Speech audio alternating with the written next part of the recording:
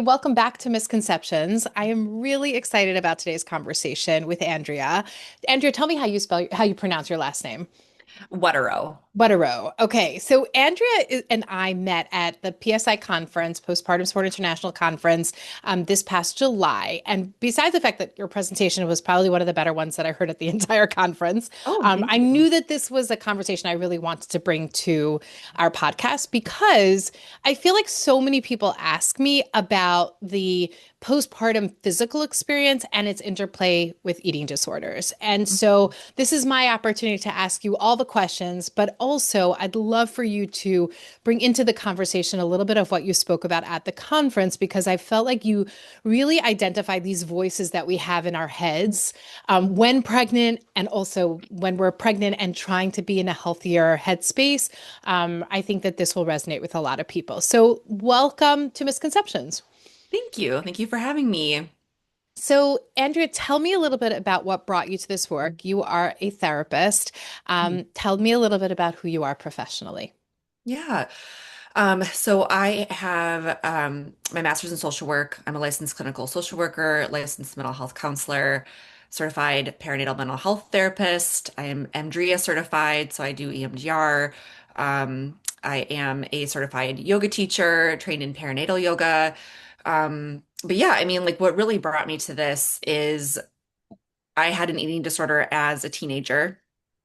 And a big motivating factor for me to get better was I wanted to have a career where I helped people. I also wanted to be a mother. If I continued down that path of my eating disorder, it may not have been physically possible. So those were two big motivating factors. And I really everything I did since then has been to get me to this moment.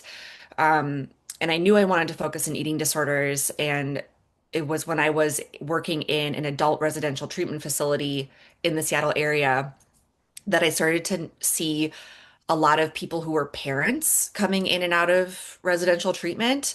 And then as I continued to work with them more, I learned that a lot of them had either relapses or onsets of their eating disorders during pregnancy, postpartum, or parenthood. Hmm. And so I really became fascinated, even before even becoming a parent, before even being pregnant.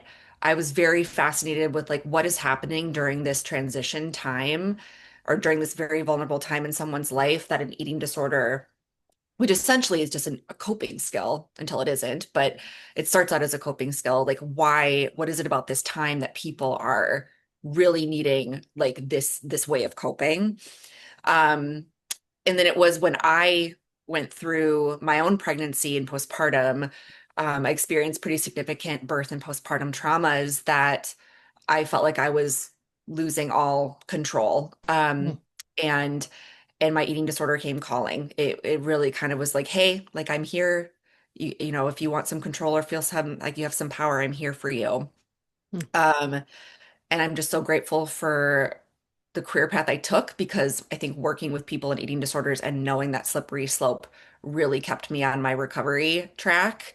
But it also gave me this personal perspective of when you go through something so vulnerable. Um, it's just, like I said earlier, a vulnerable time in our lives in pregnancy and postpartum.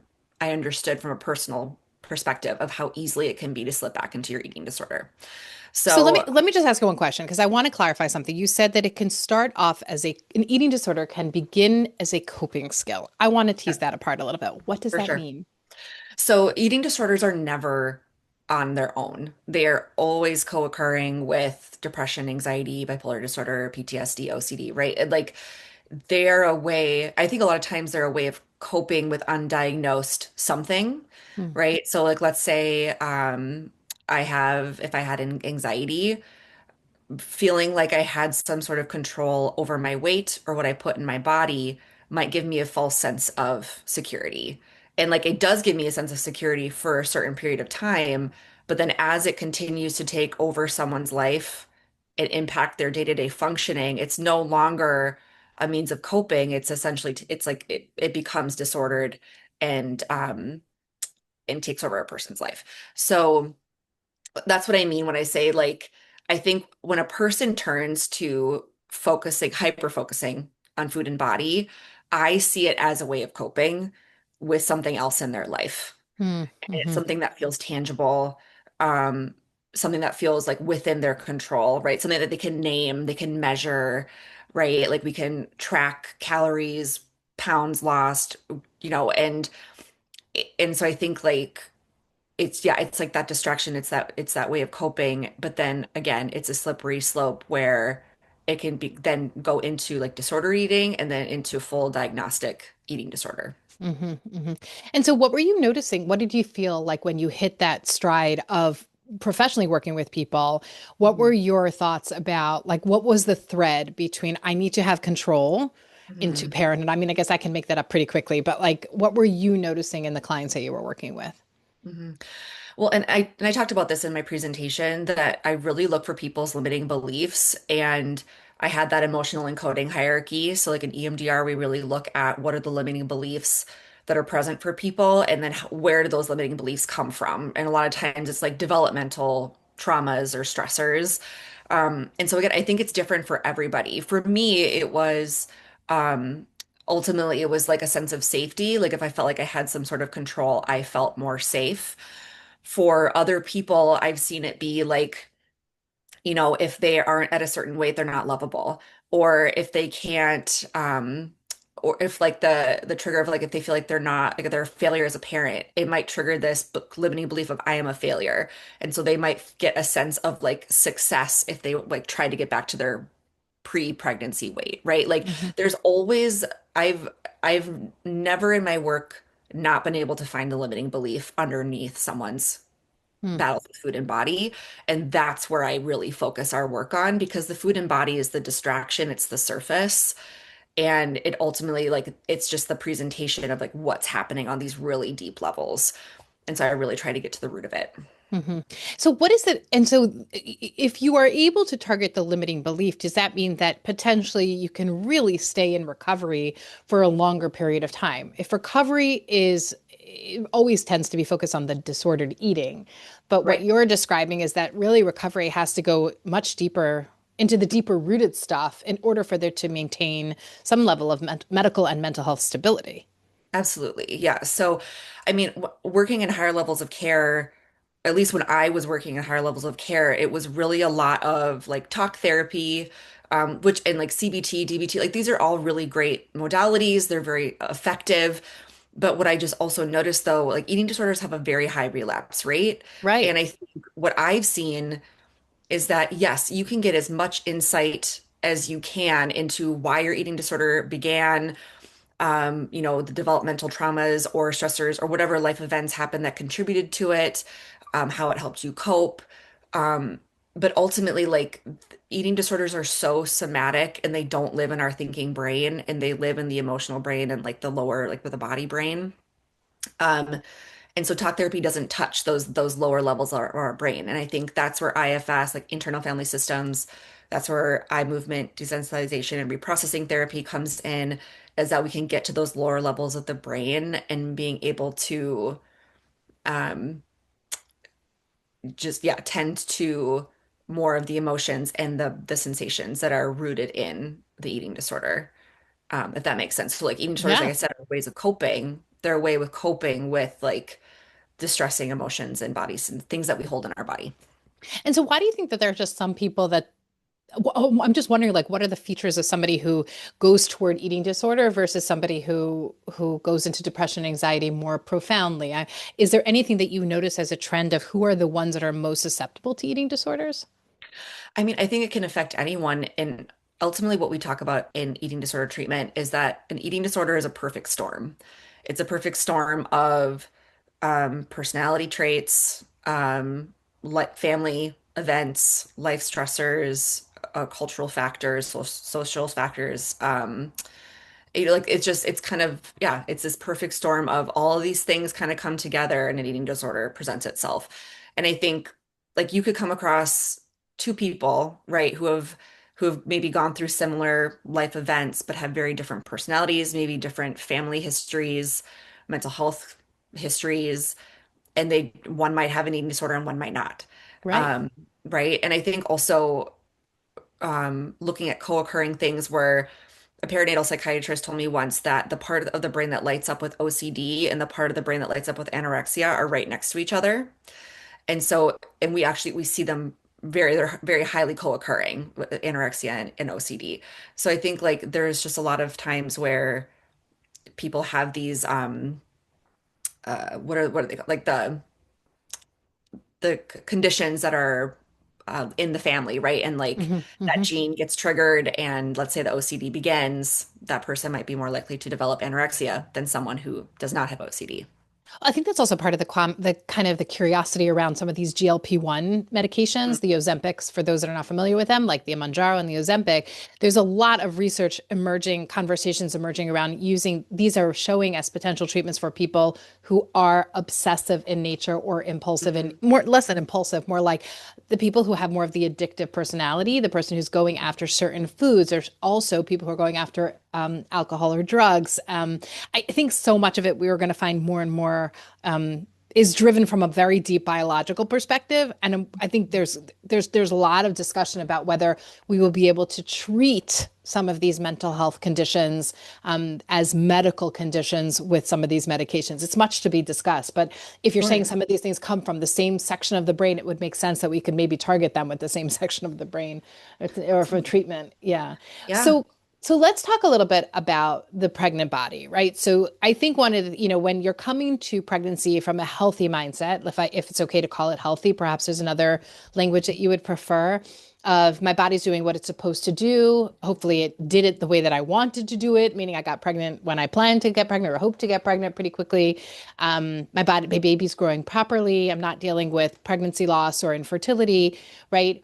I think most people perceive that as like the ideal, right? Like that's the typical ideal normative way of experiencing pregnancy. Now there may be aches and pains, and there may be kind of discomfort with how the body is expanding or changing. And then I think if I remember correctly, you didn't like that word healthy, right? Remind me again what you said to me about what you spoke publicly about healthy. Oh, I think I just use the words that I tend to use with people is more like balanced and Okay. unbalanced. Okay.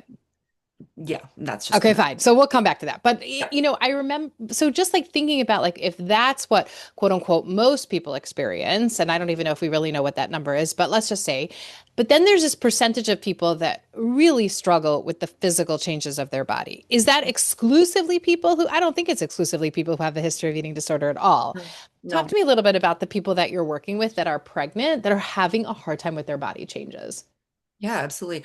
I mean, again, like just because someone struggles with their body in pregnancy doesn't mean that they have had a history with an eating disorder or disordered eating, right? But Right. again, I see that as the surface level, tangible, like what's happening for you on a deeper level. And so again, like I really try to find the limiting belief. And so questions I might ask, I do use some like Socratic questioning of, let's say someone is saying like, I'm really struggling because I feel pregnant, but I don't look pregnant. And I feel like people just think I'm gaining weight. Hmm. Okay, like let's talk about that. Like, what does that mean? What would be so bad about people thinking you're gaining weight? And then someone might say, well, I'm worried that they think that I'm being like lazy or undisciplined. And I'd be like, okay, well, what does that mean about you as a person if you're seen as lazy or not disciplined? And they might say, well, then they're going to think that like I'm weak. Okay, what is so bad about being thought as weak? Like it's just kind of really getting to the root of it. And a lot of times what I've seen for people is like that I'm not lovable, I'm not enough, I'm bad, right? And so I think really going to that and tending to where those limiting beliefs come from, and then we tend to those memories. Hmm. Um, and I Hmm. use IFS and EMDR for that. Um, and like I said, like it's like I don't think I've ever come across thoughts about food and body where I haven't been able to find the limiting belief, and we tend to that. Hmm. And Hmm. then that tends to alleviate the distress around food and body. Yeah, I mean, I think it's something that is startling to me when I hear somebody who has never really struggled with their food or eating, kind of has a very healthy, I'm going to use that word, healthy, identified approach to kind of how they perceive themselves in their body. And then pregnancy disrupted that. It's Mhm. like actually the physical body changes really were uncomfortable for them. Like I'll maybe say weirded them out, right? It was Sure. like, this is really strange and happy and excited. And this is really odd. And this is really uncomfortable. And it presents as not necessarily pathological, but just as like, this is uncomfortable for me, and I'm not doing anything different about how I'm eating, but I am really uncomfortable in my body right now. And I think Mhm. that that's sometimes, I think for me as somebody where I remember feeling when I was pregnant, I was so happy I didn't feel like I had to be on a diet all the time, right? So, talking about the age that I grew up in and the culture that I grew up in and the perspective of food and eating, there was such a release from not having to be so structured because it was allowed to put on weight, right? Yeah. Even to the degree, which was kind of a funny moment for me with one of my children. I was very sick at the end of the pregnancy, and the doctor said to me, "Look, I'm not going to say anything to you about your weight." And I was like, "What do you mean? I've been doing so great. I'm not, also, I'm so hungry because I'm not eating anything because I'm so sick." And she's like, "You lost weight." But that Mm. idea that I could have lost weight in a pregnancy was so foreign to me that it wasn't literally not on my radar. And I was Yeah. like, oh, you're right, because I haven't been eating because I'm really not feeling well. But to me, pregnancy was a release from the heavy focus, also only to come back really in a challenging way after a birth, right? Because all of a sudden you're left with all that. But I don't, I think that it's difficult. It was harder for me to imagine, especially as a therapist, of like someone who doesn't have that perspective about food and body, still struggling with the body changes, right? It was Yep. different. It was Hmm. different. Yeah, and it's different for everyone. And I think I even mentioned that in the presentation that something I saw when working in that adult treatment program was that there was quite a few people who allowed themselves to eat whatever they wanted, whenever they wanted, because it was for the baby. And Right. then as soon as baby's out, then the disordered eating really came back full swing because Mhm. they didn't feel worthy of that nourishment, right? Like their baby was worthy of that nourishment, but they weren't. Mm. Um, and so I just thought Mhm. that that was like such a fascinating theme that I saw with some people. And the research supports that, right? The Yeah. research supports that anorexia can actually go into almost like a remission for Yeah. pregnant women, Hmm. but then also having that difficult, really difficult rebound effect. I'm Okay. wondering about targeting that experience, not EMDR target, but like just general targeting as a therapist when we're talking about these limiting beliefs, right? Mhm. What are some of the ways? Because again, thinking me as a therapist saying to somebody, you shouldn't feel that way, or you should feel differently, you should think about yourself differently is ineffective. What Yeah. are the ways that you have brought your clients into a space of, I'll call it recovery or healing or perspective taking? What are some of the ways that you move people into that space? Hmm. I mean, there's a couple things that I've done. There's a lot of things I do, but a couple I'll mention is like the Eat 26 assessment. I mentioned that in my presentation. But I will do that with people in session. Like if they're talking about disordered eating, for example, I had a client last week that was saying like, "Oh yeah, I've started only eating dinner every week and Oh. it's every night." And so I was kind of like, "Oh, like is that concern?" This is a person who has a history of an eating disorder. And I kind of asked her like, "Is that concerning for you?" And Mm. she says, "Well, no, because as soon as I hit this number, then I'll stop and I'll eat regularly." And I mean, my head's already going like, okay, Sure. I know where we're going with this. But if I directly say to her, hey, like this isn't good for you, I might get some pushback, right? And so I really try to be very intentional with how I talk with people when I hear the eating disorder come in. And so the E26 is really nice because I like just to kind of go through the assessment with them and and I think it talks about different disordered eating behaviors, right? Like restriction or obsessing about food or purging, that kind of thing. And I just ask them like to rate themselves for each question.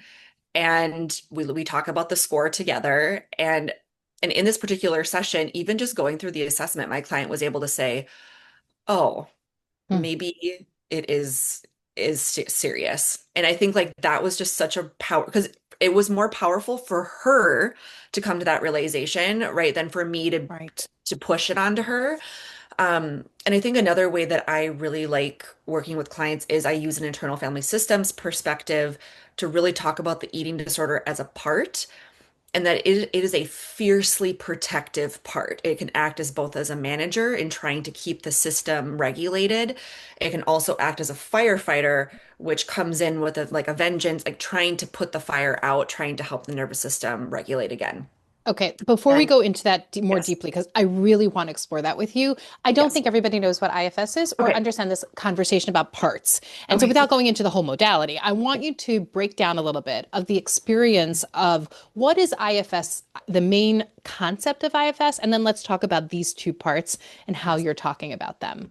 Yeah. So internal family systems was developed by Dick Schwartz, and and how he sees it is like our being, we are made up of parts. And And so like we might have these manager parts, which are, like I said earlier, like the regulators. They try to keep our nervous system balanced. They don't want us to get flooded.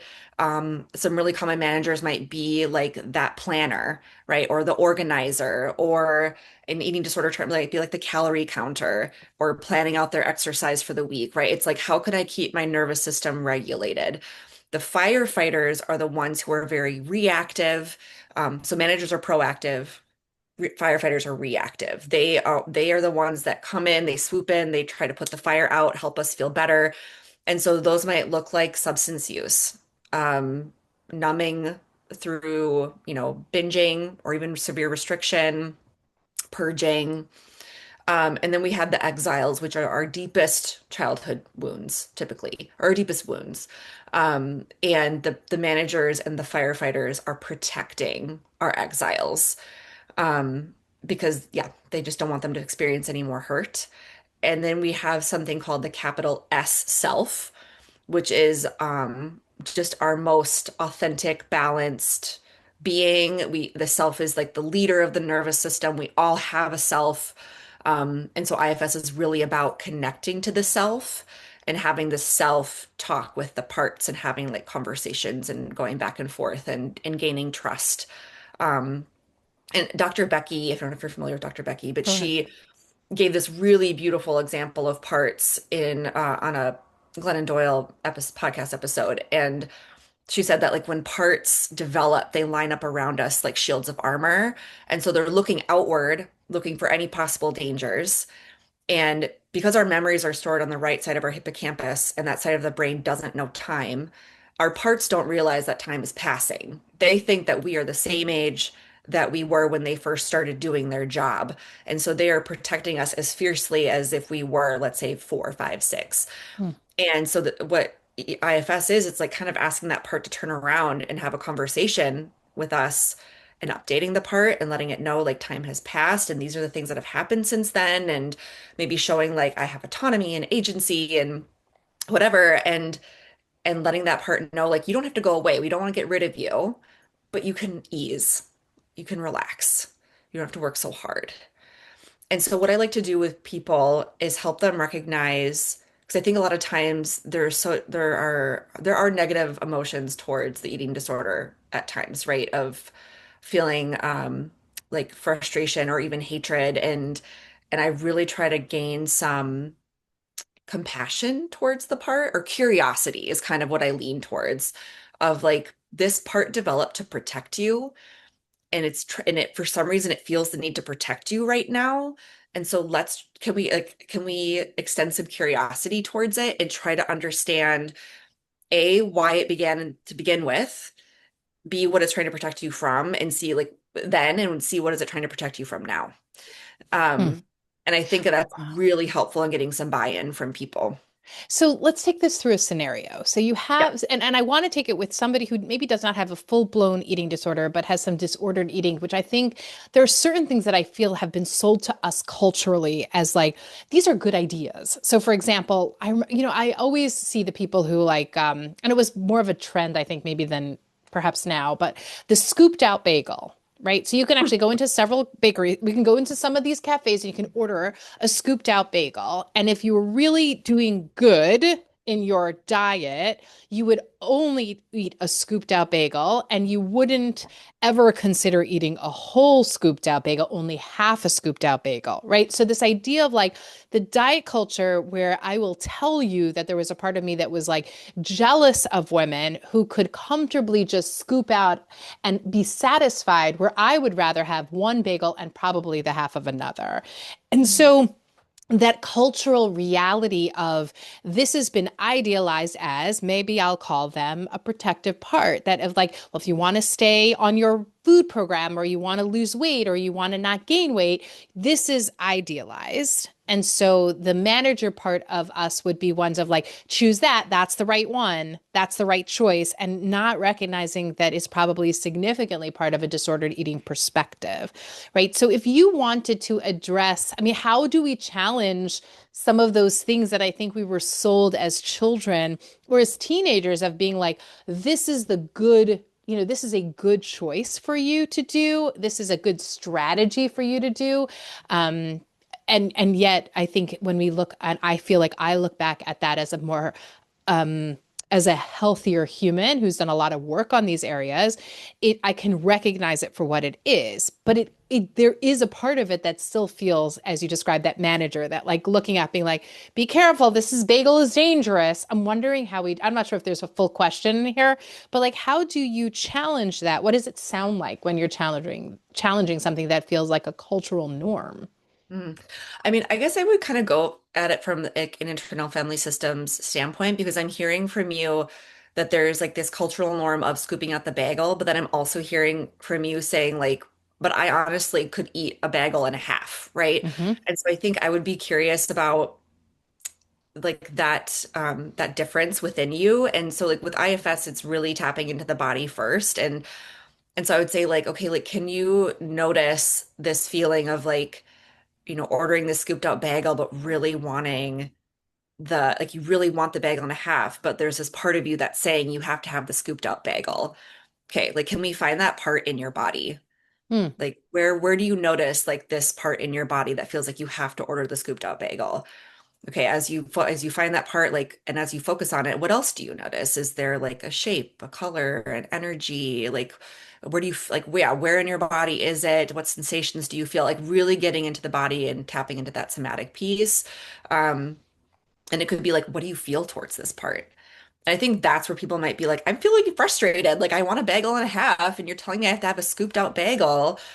And so that's where I would really bring in the curiosity of like, yeah, I hear that. And like, yeah, this part, remembering like these parts are protective. They're trying to help us in a way. So maybe could we like be curious about that? What is it trying to protect you from? And so can you imagine extending some curiosity towards this part? And like, how is this part receiving the curiosity? And so this is where when we really try to get the part and the self to kind of befriend each other and to spend some time together. And it starts out with us asking, okay, like how old does the part think you are? And a lot of times the answer is how old the part actually is. And so the mm, part might say, oh, she thinks I'm 8. And I'm like, oh, okay, well, can you let the part know how old you are, how much time has passed, what your life looks like now? And I think like even just this process of updating the part, people can feel the transformation in their bodies. Like one person even gave me this analogy of like she felt like she was like sitting like with the part and then she like felt like she could like stand up and like be like her mm, adult self. Um and then we want to take time to get to know the part of like what is your job? Like in what ways do you feel like you're protecting the client? How long have you been doing your job? What was happening in her life when you started doing your job? Is there anything else you would rather be doing? Like, mm, and just, yeah, really trying just to get to know the part a little bit more. And then we go to the fear, which is like, what are you afraid will happen if you didn't do your job? mhm, mhm. And and so like with this part, it might be like she's afraid like she'll like I'm afraid she won't. I don't know, what would you say it would be the Oh, fear? I think that's very easy. I think I think it would say, well, I think she would lose she would like lose herself in food, or she would eat too Yeah. much, or she would gain weight. And Okay. and that's where I feel like where I'm like struggling with this perspective, or where I would challenge the perspective to hear you develop it more. I think some of these messages are really current, right? The societal messages of today are still, you really should only be eating that half a bagel or scooped out bagel, right? I still hear those messages across the board culturally. And Mhm. I definitely hear it. not really necessarily communally, but as I think women in general are really deeply continuing to hear these messages of thinner, thinner, thinner, better. So there's this part where you say to me, like, are you really needed anymore? I'm sitting here going, yes, yes, there's a part of me that needs that reminder not to eat a bagel and a half, right? So that's where I'm challenged with this, not not the eating disorder, but the disordered perspective on food, which I would say a more balanced approach would be like, if you're really hungry, eat the bagel. If that's what you have available to you, enjoy it, savor it, and sit with it, relax into it. Don't experience shame in eating the bagel. But that pushback would be against so many of those managers and protectors of be careful, this is dangerous to you, right? How do you navigate that when today the culture we live in really doesn't support that perspective? The culture we live in is don't eat that, it's dangerous, or you shouldn't even, you shouldn't experience that on an eating level because it's risky, you're going to gain weight. At least that's where I'm experiencing that. Yeah. Well, but then I think like so the fear that the part has is she'll gain weight. But again, like I think then I would want to find the limiting belief there of Okay. like what would it mean about you as a person if you gained weight, Got it. Got it. right? And like if it means like, well, then I would, people would look down on me or like people would think negatively about me. Okay, well, like what would be so bad about that? And like I think like there is a limiting belief there because I completely 100% agree with you that there are cultural and societal messages telling women they have to be small. And at the same time, I think it's so nuanced that it's impacting people on in different ways. I Okay. think it hits the chord of that if a person is not thin or if a person is not, yeah, like socially acceptable in their appearance, I think for some people it could mean I'm a failure, I'm not enough, I'm bad, I'm unlovable. And I would just really want to tend to that part. And Beautiful. that like yes, there are these like yes, there are the cultural and social messages that we are navigating every single day. Um and I would be curious like if we tended to these like this part and even the exile that like holds these really painful beliefs, like how might it change? Like could we even Mm, be open to like maybe it could? Um, but also the part that maybe feels like no, like this is a danger. I do need to feel this way still. That might actually be a separate part. And that I mm, think that could be a different manager of like that's also very fiercely protective and we might need to explore that one separately. We only interesting. explore one part at a time. So when Got another it. part comes in, well, we might say like, okay, like is this the primary? Should we focus on this instead? Or if not, can we ask that one to give us some space and we're going to focus on this eating Yeah. part first, right? I love that. And I love how you brought that back into the limited belief of Yeah. what is going to show up for people. I just finished a podcast, or I'm almost 99.9% finished the podcast, Camp Shame. Have you seen that? Oh, it's a good one. Camp shame. Shame, Shame. Just shame. Okay. Yep, Write it Camp down. Shame, and it's based on it's kind of like a docu-series about Camp Shane, Shane, that really formally closed, I think, about 2019 or so. It opened in many different iterations, but it was called a fat camp, right? It started Oh in God. the 60s, I believe it was, 50s or 60s, and some people found that this was their place where they could be in their bodies in a way that they were unable to be comfortable in their bodies. And that was, I think, that I think if you look at it as an idealistic perspective, that was it could have been so much better. But ultimately, it really was just about sending kids home into very deep, really deeply restricting and hiding food and still. There was so much disordered eating there. There was so much eating disorders there that were unattended to, and that's part of the story. But Yeah.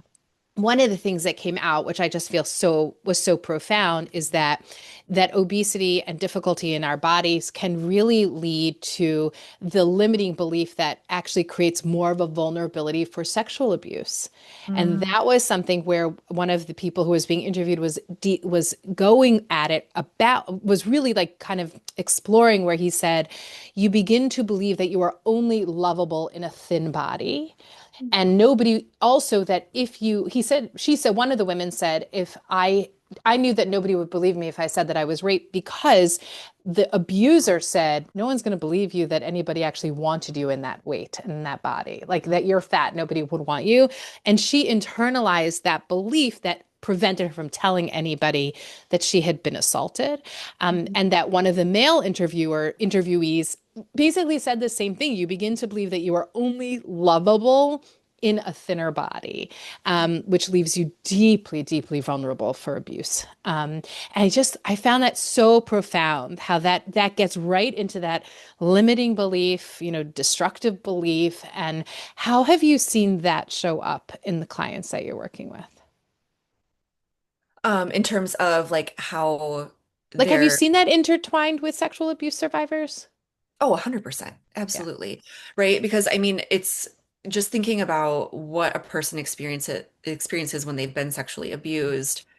Um, and I think what I would be curious, like, what is the emotional and verbal abuse that's also happening, right? Like here in this at this camp, this person is being told, who would believe you that you were raped at this weight, right? Like, right. oh God, like just is such a manipulative way to like make this very vulnerable person feel like her story wouldn't be believed because of what she looks like. Um, but I mean sexual abuse, any abuse, but I think sexual abuse, it's just what I've seen with people is it really does impact even more so the way they see themselves as being worthy, lovable, enough, Mm, good. Um, And so then I think, remembering like from my presentation where I talked about how, and like even earlier in this podcast, talking about how what people relapse when they go back home, right? Because nothing changed at home. right. Yes, they got all the insight, they learned all the coping skills and treatment, but then they go back home um, and nothing's changed, and that they go back into their ways of coping. And again, eating disorders are so somatic that I think like it's a really common way to cope with really terrible trauma that our body has experienced, including Yeah, sexual abuse. yeah. Um, and so something I've seen in my work too is that kind of like when we focus on that number on the scale, and I think for like in terms of a postpartum perspective, a lot of it can be like when I get back to my pre-pregnancy weight, I will feel XYZ. Sure. I've also seen it in terms of a sexual abuse standpoint is that the weight that they were at when they were sexually abused is very triggering. And so Mm. they don't even want to be near that. And so sometimes it feels more safe to be a lot more, and Mm. sometimes it feels more safe to be a lot less.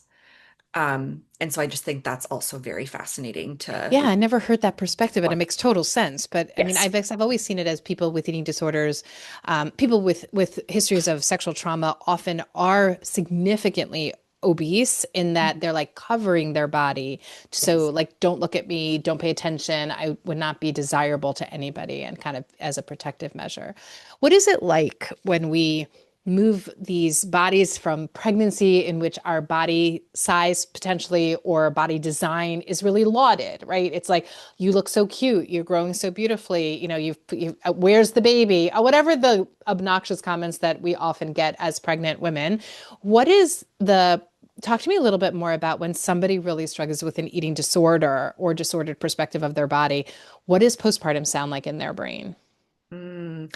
I mean, I think it's like for the person who doesn't get the comments, right? Of like, oh, like you don't even look like you just had a baby, um, or like, why would you lose all the weight? Like if she doesn't get those comments, or if they don't get those comments, there might be a feeling of, oh, I'm not losing the weight fast enough, or no one's saying how good I look, or no one's, and but also on the other side of it, I think getting those comments can also be hard. For me, yes, I was in strong in my recovery right after my birth, but I also had experienced very significant trauma, and I was a shell of a person. I was like, and I and I think someone said to me a week after I gave birth, like, you just had a baby. You don't look like you just had a baby. And I think for me, it was like, oh God, like I felt so broken Mm. already. And so that comment to me felt like, oh, like they can see how broken I am. That's so fascinating because I think that most people would say that's a compliment, Yeah. right? You don't even look like you just had a baby could be Yeah. seen as complimentary, but yet somebody who either has experienced a birth trauma or some kind of a reproductive trauma, that can be seen as you don't even see me. Yeah. Like you cannot see how broken I am or how much I'm in pain. Like I just look okay to you, right? Yeah. Yeah. Oof. hmm Wow. Wow. Yeah, I think like that's where it's so dependent on the person. And Sure. that's why I just encourage people like just in general, don't make comments about people's bodies, right? And Yeah. just kind of comment on, you know, or just asking them how are they doing? Or yeah, what do they need? How can I support you? Or even just saying like, "Oh, you're such a good mom." Yeah. Like just acknowledging that, like how she takes care of her baby, right? Like um, that we don't need to talk about people's bodies Yeah. as a form of praise. Absolutely. Can you draw the connection for people about when you experienced a birth trauma or a complicated birth or pregnancy? How did maybe it's your limiting beliefs or your maybe the history of your eating disorder, how does could that show up more Yeah. profoundly in postpartum?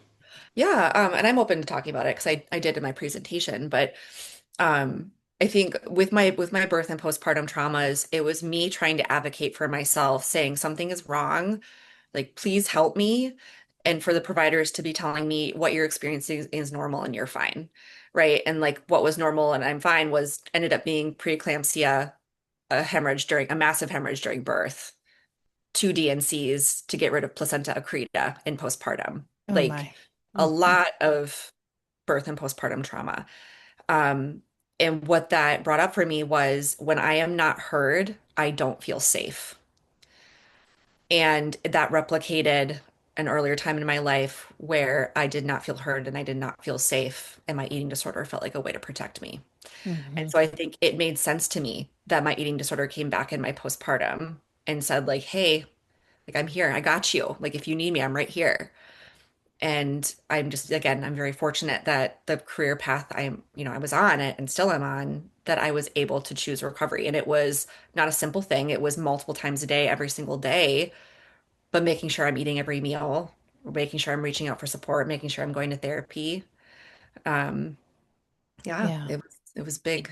Is it always about control? Like, meaning the eating disorder response. I'm trying to make that line. I'm trying to help me connect the line. Yeah. You do not feel safe. You do not Mhm. feel heard.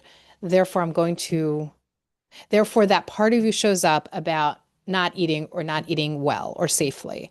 Mhm. Is it just like I feel chaotic? This is just a way that I could feel less chaotic. I don't feel safe. This allows me to feel like I'm in control. Is Mhm. that the thread?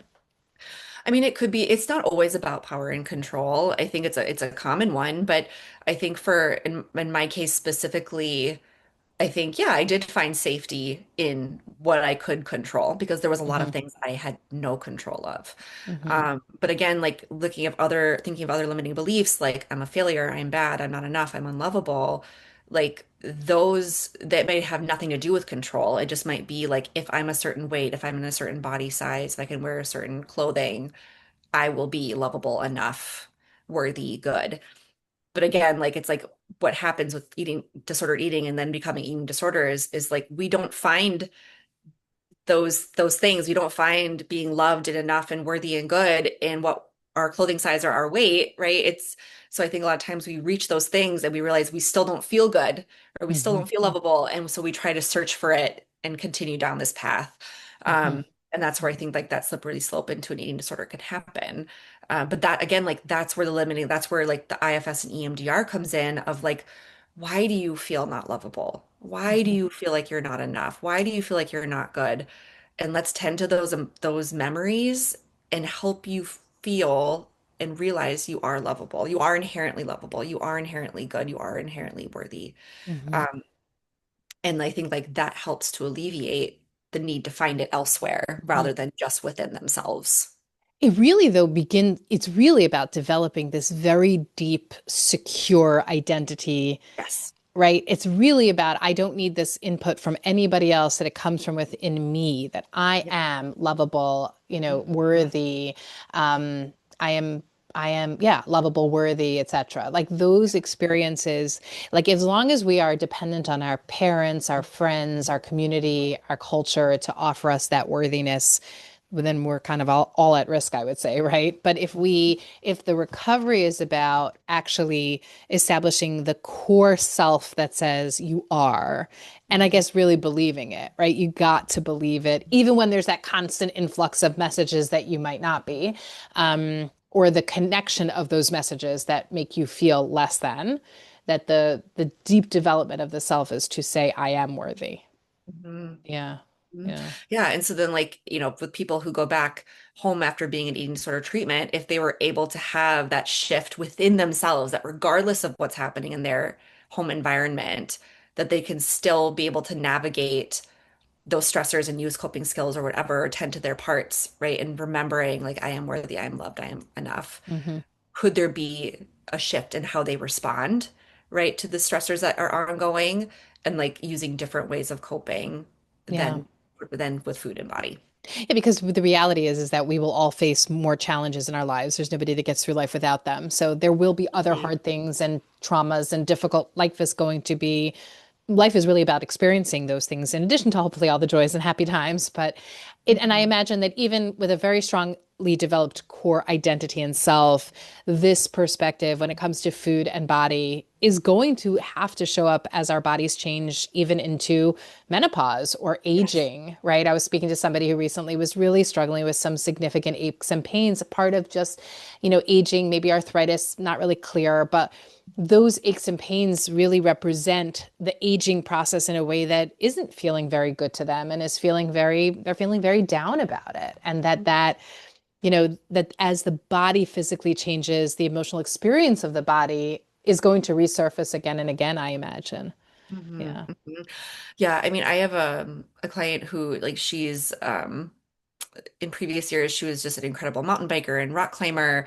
And then she experienced a pretty significant injury that has impacted her ability to do those things to the extreme that she was. And I think what we've been really talking about in more recent sessions is like, who is she when she is stripped of those identities of Yeah. like Yeah. rock climber and mountain biker, right? Like, who is she? And like, let's Right. figure out who she is and that she's like worthy and lovable and good enough just as she is Yeah. and things that she can do. And that's Yeah. easier said than done. Those are very deeply rooted. Okay, so we just have a few minutes left, but I'd love us to end in two ways. One, I'd love to hear a few misconceptions about weight and body and eating, and that you'd like to kind of blow up. And number two, or maybe number one first, I just want a message to moms about either how they talk to themselves, or maybe I'll just say, as importantly, how you talk to your children about Mm, their bodies. We keep referencing back to those younger selves, those younger parts, and I am very opposed to blaming mothers in how they mothered, but we know that the environment in which we were raised impacts the way we experience the world. mhm. So maybe start there. What would you like your message? What do you want to remind mothers when parenting children relating to body and body size? What do I want to remind people? I Mothers really, specific, I would say mothers mothers, in yeah, mothers how mothers specifically. are parenting their children. Yeah. I really love like um really try making sure to try not to say anything negative about food or body in front of them. And if anything, like, can you even make it neutral? It doesn't have to be positive, right? It doesn't have to be like, I love my body, because that might not be the truth. But I think like I there's this memory I have more recently of my family and I, we were going to go swimming and I put on my swimsuit and my daughter saw all the stretch marks on my legs and she's like, "Mom, like what are these and why do your legs jiggle?" And I think that this could have been like a sliding door moment where I could have either been like, "Oh, like don't look at my legs," or wrapping a towel around my body and wearing the towel till we got to the pool. But instead I just stayed up very calm. I'm like, "Oh, yeah, I mean, that my body has grown and those are the stretch marks and every body has fat and we need fat in our bodies and I purposely chose to not cover my body with a towel in that Mm. moment and like I like walked out to the pool like confidently no towel. Whew. I think it's just like those moments, right, where like how would my daughter, my 6-year-old daughter, have perceived that moment of seeing me cover my body up versus just letting myself be seen? Hmm. Hmm. So like just moments like that where it's like it doesn't have to be body positivity, but can it be neutral? Like my daughter also likes to like look at my belly. My second child was almost 10 pounds. So like, and I'm 5'4", so like I'm a short person, giant baby. My stomach will never look the same, and that's okay. And like my daughter loves to play with the extra skin on my stomach, and I just like sit with her in that, and I like let her play with it, and we talk about how it looks like pizza dough and like whatever.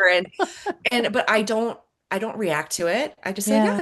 it does kind of look like pizza dough, doesn't it? Yeah. It's like squishy um it's just I think it's like those moments where for her to see that I love my body, even if it's not perfect, I think is Hmm. so important for her, especially Yeah. especially. And I must comment on the fact that I think it takes courage even to talk about it on a podcast, talk about Mm, our bellies on a podcast. But more importantly, I think that it takes courage to fight our own experiences of our bodies in yeah, front of our children, right? So that yeah, when you can just sit in that space, I have to imagine that there's a part of that space that is not comfortable and it can sure. like, right?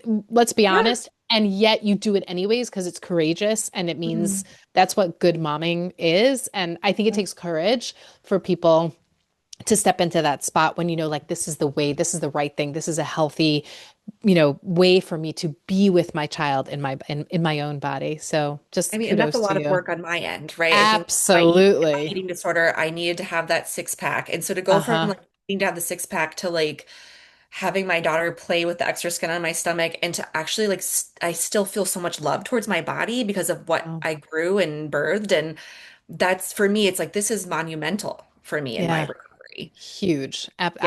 I can hear it and I can see it. Okay, what are some misconceptions that you would like to explore? Misconceptions, I would say that an eating disorder or disordered eating could be in any body, right? So like if a person's very thin or a person is in a larger body, like we can't make the judgment that someone is struggling just on what their body looks like. I mean, atypical anorexia is far more common than anorexia itself, and atypical is, like yeah, they're not meeting the certain BMI standard. Mm, Um, and also other behaviors are different than typical anorexia. But yeah, it can be in any body. And so I think that's where it's just so important that we try and not make comments about people's bodies, especially yes. pregnant and postpartum bodies. Yeah, absolutely. I love that. I think that's great. You have any other one for us before we close? Oh, conceptions. There are no such things as good or bad foods, in Yeah. my opinion, and that it's really about like how does the food feel in your body. Um, and yeah, like I think intuitive eating, there's a misconception that intuitive eating is like you can eat whatever you want whenever you want, but it's not. Intuitive eating is about honoring your body, and that means like eating foods that help you feel, when I say good, I mean like balanced and energized and happy Hmm. um and present, right? Like getting enough nourishment. It means eating foods that sometimes when you're just happy or sad or whatever, it might be, and like it could be eating 3 meals a day, it could be eating munching throughout the day. Like but there's no such thing as good or bad foods, and it's just yeah, honoring your I think body, what that's your great. body Yeah. needs. Yeah. I love it. I love it. Andrea, thank you. This was a powerful conversation. Yes, I Um, loved talking with you. Really fantastic. So many, we went so many different ways and it makes me I did some training in IFS and it makes me want to do more training. I think there's, even if you don't go into the full blown expression of the modality, there's so much in it. I think that resonates with me that we are made up of so many different parts of ourselves. So thank you for having this conversation with me today. Really a treat. Thank you for having me. I appreciate it.